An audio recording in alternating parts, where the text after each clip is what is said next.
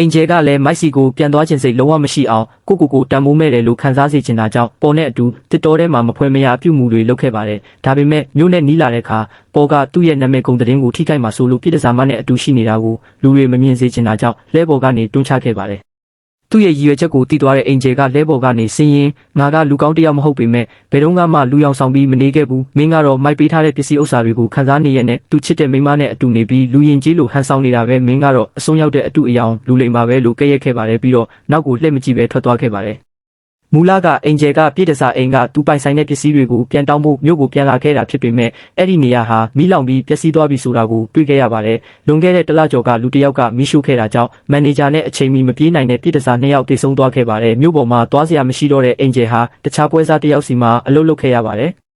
ပေါ်စီကနေဒီအကြောင်းကိုကြားသိရတဲ့အခါမိုက်ကချက်ချင်းလိုက်သွားပြီးအင်ဂျယ်ကိုအဲ့ဒီနေရာကနေအတင်းအကျပ်ဆွဲထုတ်လာခဲ့ပါတယ်။အင်ဂျယ်ရဲ့အခက်အခဲတွေကိုနားလည်ပေးနိုင်ပြီးရုတ်တရက်ထွက်သွားတာကိုခွင့်လွှတ်နိုင်ပေမဲ့အမြဲတမ်းတန်မာတဲ့မိုက်တယောက်ညဘက်ရောက်တဲ့အခါအလွန်မင်းငိုကြွေးခဲ့ရပါတယ်။သူဘာလို့ရမှန်းမသိတော့ပါဘူး။အင်ဂျယ်ကိုအယမ်းချစ်ပြီးကဲတင်ခြင်းပေမဲ့အားနဲ့မတန်ဖြစ်နေခဲ့ပါတယ်။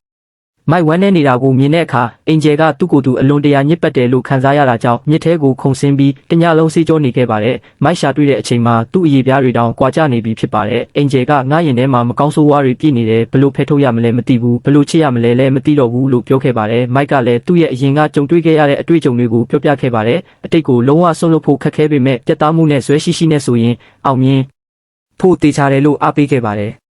်ဒီလိုနက်နက်ရှိုင်းရှိုင်းဆွေးနွေးပြီးနောက်သူတို့နှစ်ယောက်စလုံးရင်ထဲကဝင်ထုတ်ဝင်ပိုးတွေကိုလွှတ်ချလိုက်ပြီးလေယာလုပ်ငန်းနဲ့အထက်ရက်တဲ့ငင်းချမ်းတဲ့ဘဝကိုပြန်ရောက်လာခဲ့ပါတယ်။တနေ့မှာတော့လမ်းမှာလှည့်ပြတ်သွားတဲ့ကလေးနှစ်ယောက်ပါတဲ့မိသားစုလေးနဲ့ဆုံခဲ့ပါတယ်။ကိုဝင်နဲ့ကလေးမွေးခါနီးမိန်းမတစ်ယောက်ပါလာတာကြောင့်မိုက်နဲ့အင်ဂျယ်တို့ကသူတို့ကိုရက်အနေငယ်လက်ခံစောင့်ရှောက်ပေးခဲ့ပါတယ်။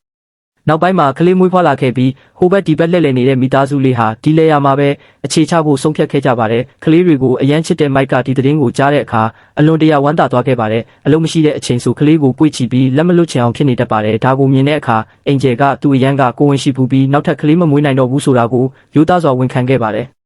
ဒီသတင်းကြောင့်အစပိုင်းမှာအံ့ဩသွားပေမဲ့မိုက်ကဘာပဲဖြစ်ဖြစ်ကိုကခမားကိုချစ်တယ်မဖြစ်နိုင်တာဘာမှမရှိပါဘူးလို့ချက်ချင်းပြောခဲ့ပါတယ်ဒါပေမဲ့မိုက်ပိုပြီးနူးညံ့တိမ်မွေးလေးအင်ဂျယ်ရဲ့ရင်ထဲမှာအပြစ်ရှိတယ်လို့ခံစားရလေးဖြစ်လာပါတယ်အဲ့ဒီညမှာအင်ဂျယ်ကခန္ဓာရဲ့ညစာပြင်ဆင်ပေးုံတာမကမိုက်ကိုသူတို့ပထမဆုံးနေထွက်တာကိုကြည့်ခဲ့တဲ့တောင်ထိပ်ကိုခေါ်သွားခဲ့ပါတယ်ရွှေရောင်နေဝင်စည်းစာအလင်းရောင်ကသူတို့ရဲ့မျက်နှာပေါ်ကိုကြားရောက်နေပါတယ်ရုတ်တရက်အင်ဂျယ်ကမိုက်ပေါ်ကိုတက်ခွာလိုက်ပြီးကောင်းကင်နဲ့မြေကြီးရဲ့တက်တေအောက်မှာသူတို့ရဲ့အချစ်ကြည်ညာချက်ကိုပြုလုပ်ခဲ့ကြပါတယ်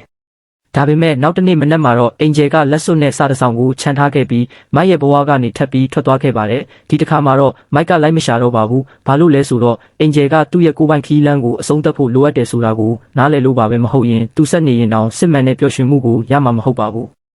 အပြင်မှာတယောက်တည်းရောက်နေတဲ့အင်ဂျယ်ကသူထင်ထားတာထက်ပိုပြီးခက်ခဲတဲ့အခြေအနေနဲ့ကြုံနေရပါတယ်အစပိုင်းမှာဘော့စတန်ကနေနယူးယောက်ကိုရောက်လာပြီးလေယာကအတွေ့အကြုံကြောင့်စဖို့မှုအလုပ်တစ်ခုရခဲ့ပါတယ်နေတိုင်းအလုပ်ရှုပ်ပေမဲ့ဘဝကတည်ငြိမ်အေးချမ်းခဲ့ပါတယ်ဒါပေမဲ့ရုတ်တရက်ဖြစ်ပွားတဲ့မီးလောင်မှုတစ်ခုကြောင့်သူ့အလုပ်လုပ်တဲ့ကမီးလောင်သွားခဲ့ပါတယ်ဒါကမတော်တဆမဟုတ်ပဲယူသွနေတဲ့တထေးကြီးကသူ့ကိုလိုက်ရှာတွေ့သွားတာဖြစ်ပါတယ